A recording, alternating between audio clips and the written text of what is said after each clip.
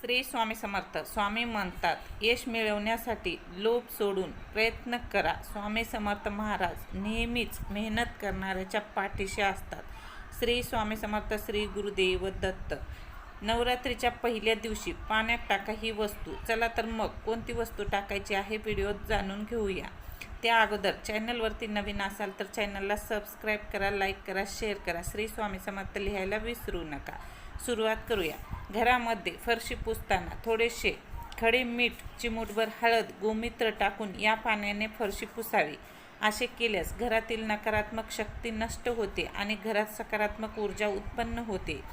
या दिवशी उंबरठ्यावर हळदीचे लेपन करावे. लेपनमध्ये हळद, गोमूत्र, चंदन टाकून लेपन करावे. रांगोळी काढावी, दिवा लावावा, सुगंधित अगरबत्ती, धूप लावून उंबरा पूजन करावे. असे केल्यामुळे घरात असलेली वाईट शक्ती नष्ट होते.